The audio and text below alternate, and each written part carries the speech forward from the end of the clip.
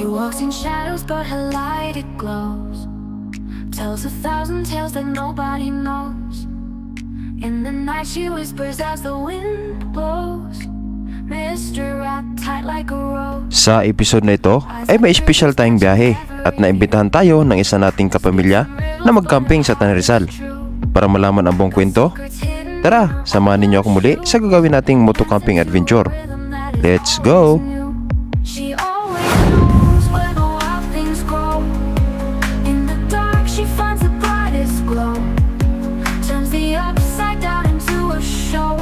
She always knows, she always knows.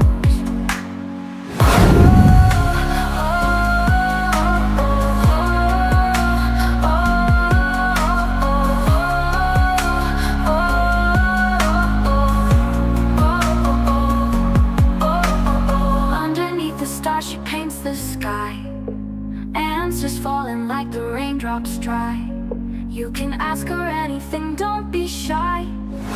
She'll tell you all without a tiny sigh.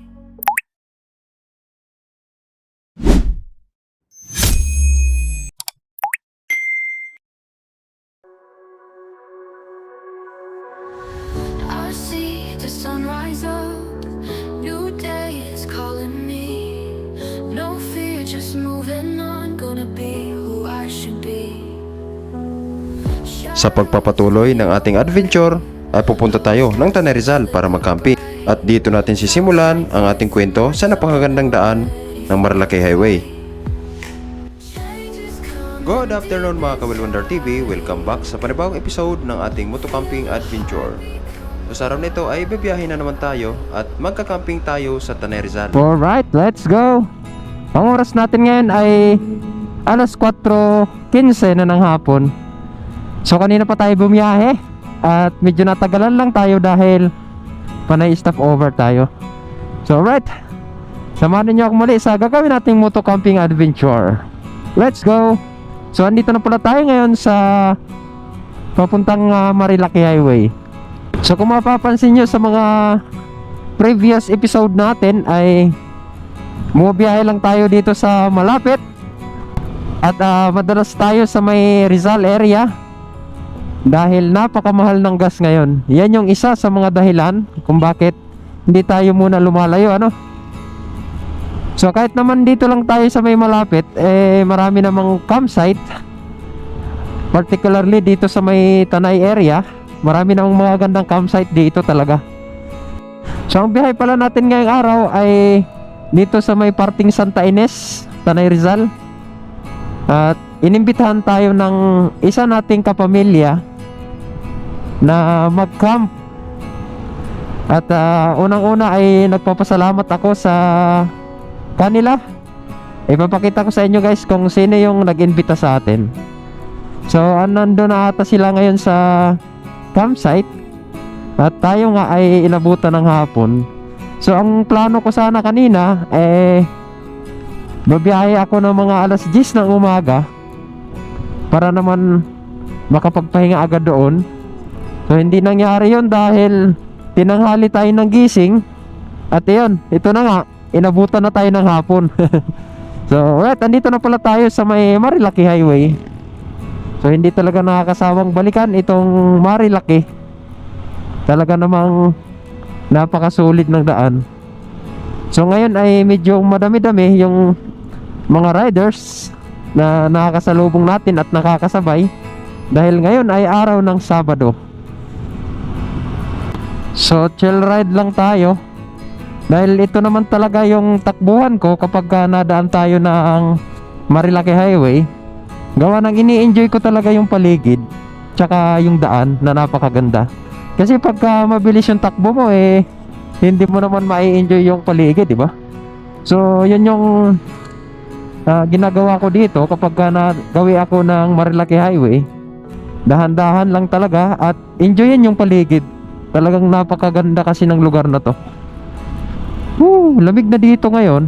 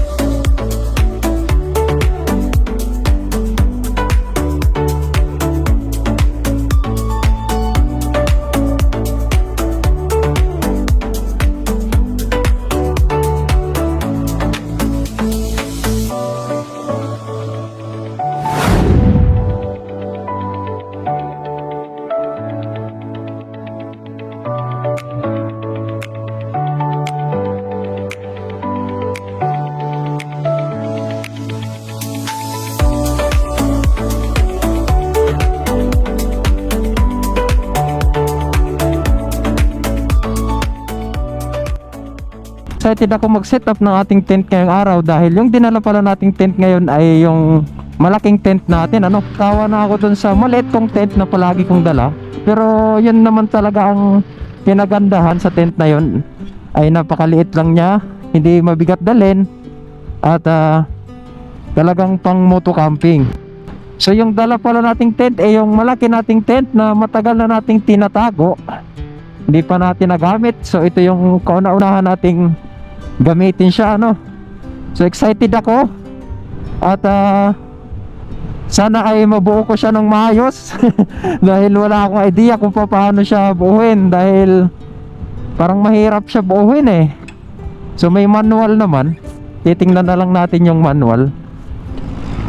Pero ang isa sa mahirap ay nakalimutan natin yung mga pigs niya. Yun lang.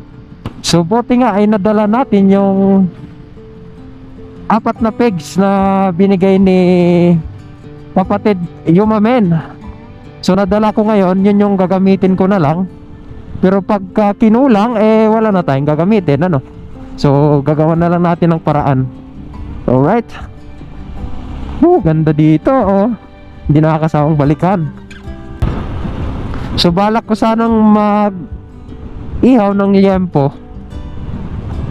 Sana doon na lang tayo bumili sa may daan kanina, no? Kaso eh nakalimutan natin. So try natin dito sa may papasok ng Santa Ines kung meron pang mga tindang karne, ano. So andito na tayo sa may Manukan. At dito pala ay pinutol yung mga malalaking sanga ng punong kahoy, ano. Dati ay napakalilim dito, ngayon mainit na. So dito sa unahan ay kakaliwa tayo.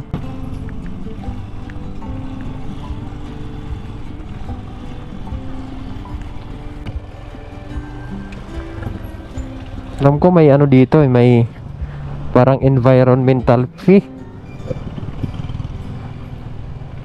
Saan ba yun?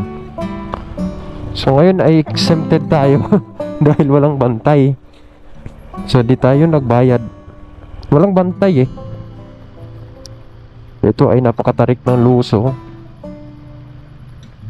So ito yung kauna-unahan nating mag-camping dito sa may parting San Andres, no? Noon ay napasyal na tayo dito, pero naliligo lang sa ilog. Hindi naman tayo nag-overnight. So ito yung kauna-unahang pagkakataon na makapag-overnight camping tayo dito. So yung huling kinampingan pala natin, eh dito lang yun eh, sa may paikot ng San Andres, yung Mount Palo. Dito lang yun sa may paikot ng San Andres. So ang kailangan natin ngayon ay liempo. Sana meron pa dito sa ibaba, no? Talagang nakalimutan ko kanina dun sa parting Antipolo. Meron dun eh, nawala sa isip ko. Ang tarik ng lusong dito.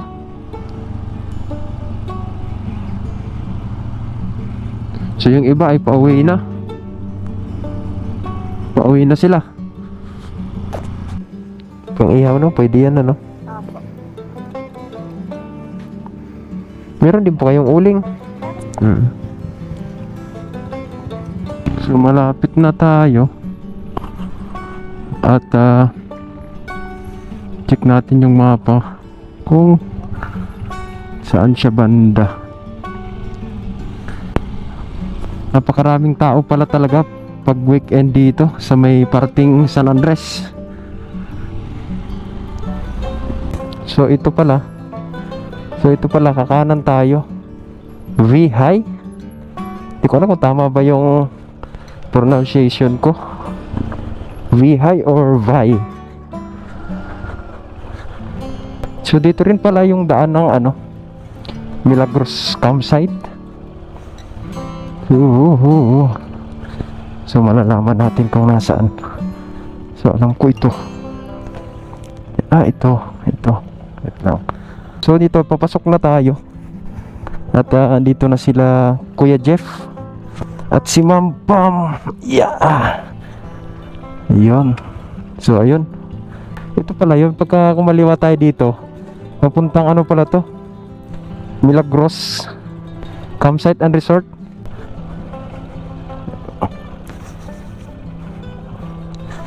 Sir Jeff! Kanina pa kayo?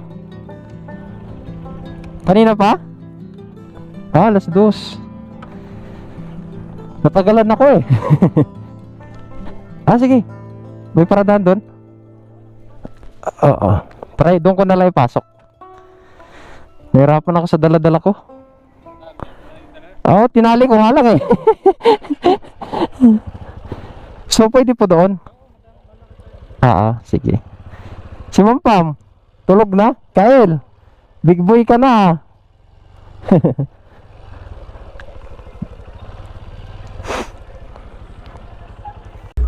Pagkarating sa campsite ay nagpahinga at nakipagkwentuhan sa ating mga kapamilya at kaibigan. At pagsapit ng gabi naman ay sinimula na natin na itayo ang ating tent na matutulugan. So guys, ang oras natin ngayon ay 6:37 na ng gabi at ngayon ay magsisit up tayo ng ating tent. So ito pala yung dala nating tent ngayon, medyo malaki siya.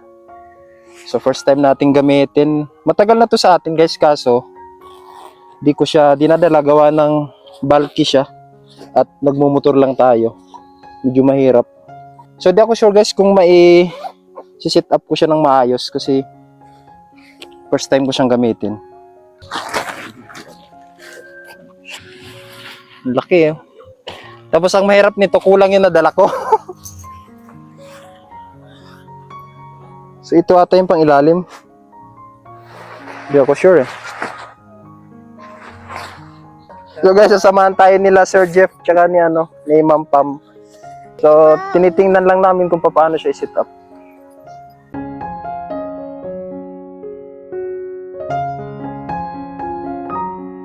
Pagkatapos ng mahigit 1 oras ay naitayo na rin namin ang tent na ating matutulugan.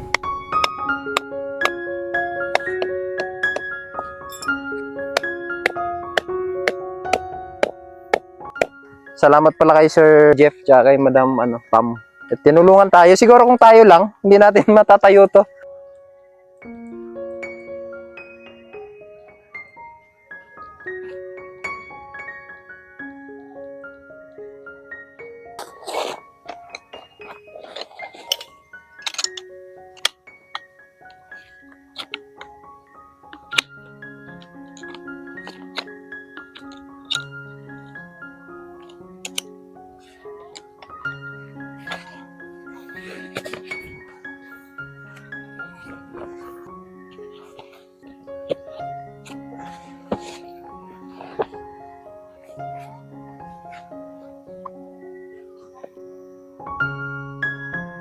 Pagkatapos pag-sit up ng tent ay inihaw naman natin ang ating daladalang liempo para sa ating magiging hapunan.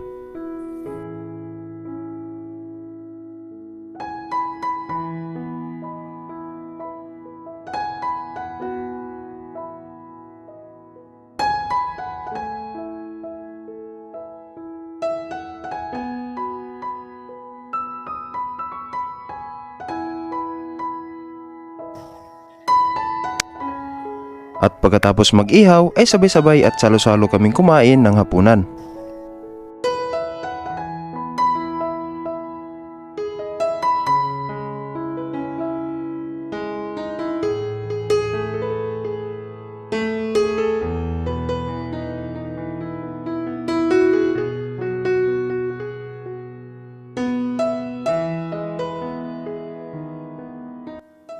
So ang oras natin ngayon ay 2:50 na ng madaling araw at katatapos lang namin magkwentuhan nila Sir Jeff at Ma'am Pam, yung kapamilya natin na nag-imbita dito sa campsite. At oras na para magpahinga. At salamat din pala kila Madam at Sir na hinahiram tayo ng higaan at meron pang kasamang fan. So, right? Hindi ko alam kung gagamitin ko yung fan ngayon dahil napakalamig dito. So, kita-kita na lang tayo bukas. Good night sa inyong lahat.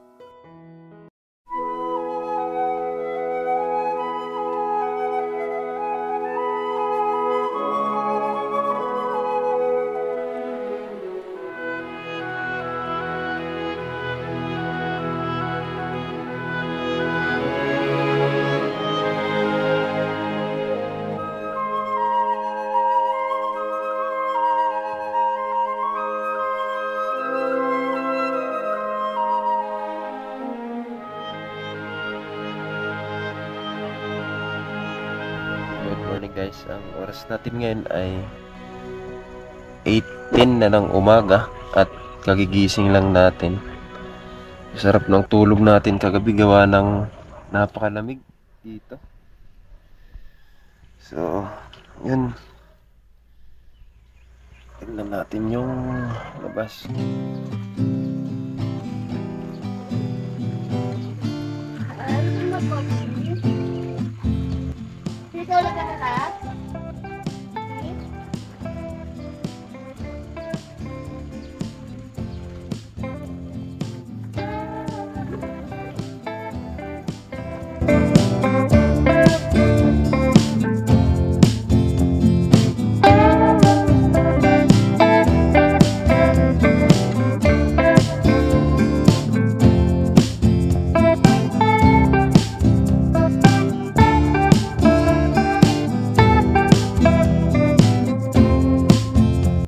So good morning ulit guys. Andito pala tayo ngayon sa may Vihay campsite or resort. Isa siyang private campsite dito sa may Santo Niño, Tanay Rizal. At ito yung view niya. Malawak din yung camping ground. Pwede kayong mag-pitch ng tent dito. Tapos merong kubo na pwede nyong rentahan.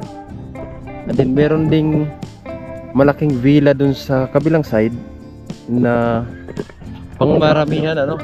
So kung pamilya kayo at gusto nyong pumasyal dito sa may napakagandang campsite na to, ay pwede nyo pong pasyalan ito at magme-message po kayo sa kanilang Facebook page na ilalagay ko sa ibaba. So apakasulit dito guys, tahimik, malamig paggabi, sa umaga natural naman talaga na mainit. Ito yung paligid dito. So yung ilog pala ay pupuntahan natin mamaya ano. Bali maglalakad ata tayo ng mga 5 minutes. Yun. So dito siya sa area na to. Papakita na lang natin sa drone shot. Tapos meron siyang katabing bundok dito sa kanan natin. Tapos meron din dito sa may kaliwa. Yun. Napakasulit dito. Marirelax ka talaga. Maraming salamat pala sa nag-ampon sa atin dito na sila Ma'am Pam at Sir Jeff, tsaka sa kanilang baby boy na si Kael ano. So binabati ko pala si Madam Pam ng advance happy birthday kasi birthday niya bukas. So yun, at inaya tayo na mag-camp dito at makabanding natin sila. Yun, kagabi inabutan na tayo ng madaling araw ano kasi napakasarap ng kwentuhan namin. Yun. Tapos yun, tanghali na tayo nagising dahil yun nga ay madaling araw na tayo nakatulog. So kahit na nakatulog tayo ng 5 hours ata, feel ko na nakatulog ako ng parang 8 oras ganun. Ganito ka relax dito sa area na to. So apakalamig ng gabi. At ngayon ay kukwentuhan ulit kami. So tambay-tambay lang, chill lang. Ganito lang yung ganap namin dito ngayon. So noon bumabiyahe na ako dito. So dinadaanan ko lang itong area na to. So naliligo ako dun sa may dulo, sa may ilog. Pero hindi ako nag-overnight. So ito yung kauna-unahan kong nag-overnight dito sa may area na to. Ito rin yung kauna-unahang camping ko na hindi tayo nagluto, hindi tayo nagpainit ng kape, ganon. So inasikaso tayo ni Madam Pam, siya yung nagluto, tsaka si Sir Jeff. Ayun. So ito yung kauna-unahang nangyari sa camping natin na hindi tayo nagluto. So maraming salamat kila Ma'am Pam at Sir Jeff at napakabait nila.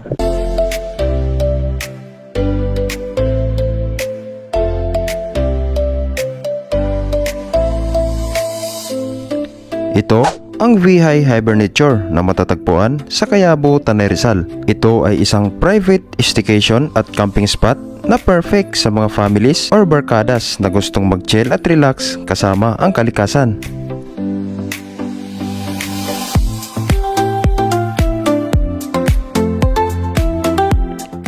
Dito ay meron silang Vihay Men Villa na nagkakalaga ng 5,229 pesos kapag weekdays, Monday to Thursday. At 8,299 naman kapag weekends, Friday to Sunday and holidays. Rate is up to 12 packs only. 300 pesos per packs naman in excess of 12 packs.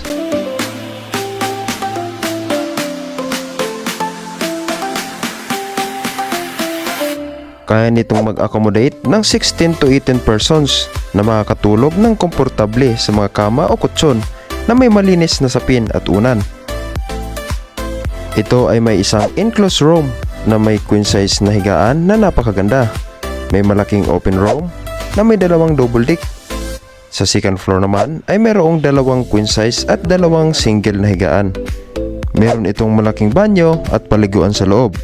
Di lang yan, meron din itong isa pang banyo at paliguan sa labas. Kusina na may kumpletong mga kagamitan sa pagluluto at mga eating utensils at gas stove. Lahat ng rooms ay may mga ventilador. Meron din sila ditong overflowing swimming pool na napakaganda at napakalinis. Di lang yan, marami din silang mga activities dito tulad ng mountain hiking, bonfire, volleyball, basketball, archery at iba pa.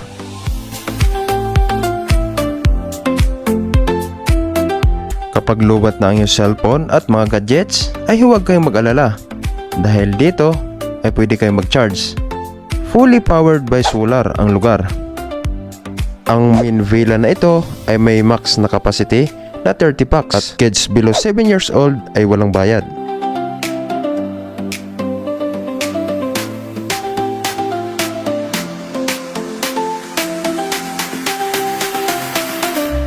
Meron din sila ditong VHI Kubo na nagkakahalaga ng 2,699 kapag weekdays, Monday to Thursday, at 3,699 naman kapag weekends, Friday to Sunday and holidays. Rate is up to 4 packs only, 200 pesos per packs in excess. Pwede rin kayo magdala ng sarili ninyong tent para sa mga existing packs. Meron din itong malaking banyo, kusina na may kumpletong mga kagamitan sa pagluluto, mga eating utensils at gas stove. May kasama na rin itong mga tables and chairs. Meron din itong mini pool para sa mga gustong maligo. Sa mga nakasasakyan naman ay huwag kayong mag-alala dahil malaki ang parking area nila dito. Child friendly, senior citizen friendly at pet friendly ang lugar. Di mo na kailangan lumayo pa para makapag-relax dahil ito ay may layo lamang na 2 to 3 hours na biyahe mula Metro Manila. Napapalibutan ito ng mga gandang kabundukan ng Sierra Madre at sa di kalayuan ay mayroong napakagandang ilog na pwede ninyong pagtampisawan. So guys, kami ay naglalakad ngayon. Pupuntahan namin yung ilog. Kasama ko si Kuya Jeff. Yan sana natin. So titingnan natin yung ilog kung malinaw siya. Malinaw naman kaso may mga lumot-lumot lang. Parang ganito. Malinaw yung ilog eh. Umaagos din. Pwede nang liguan to. Wala. Yan Ganda dito. Yan nyo guys yung paligid.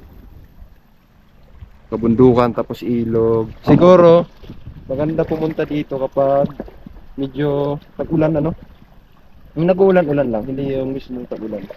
Kasi yung lumot na yan, rin yan eh. Papalitan ng panibagong tubig na mas malinis dito. Punta tayo dito sa kabila. Ayun. So dito pala ay maraming campsite. Yun, campsite din. Papiatos ba yan? So ganda dito.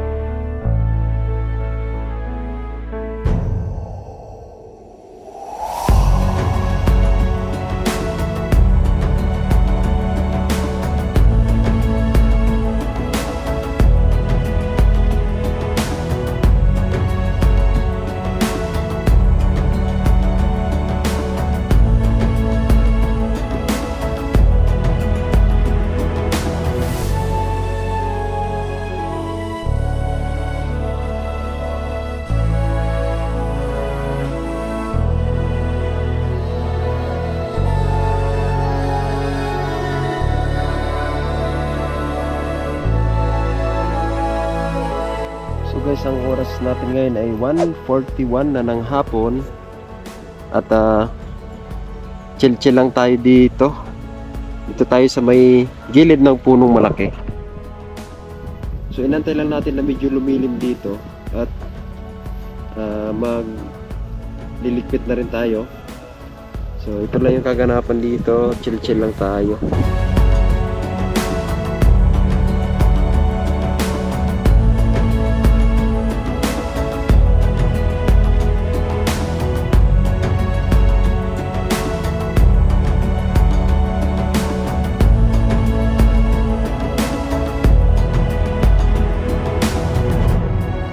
Pagkatapos magligpit at magpahinga ay dumating na ang nakakalungkot na parte sa pagkakamping. Ang pansamantalang magpapaalam at maghiwalay ang bawat isa at uuwi na sa kanya-kanyang mga tahanan. Hanggang dito na lang muna ang ating episode ngayong araw. Hanggang sa muli, paalam!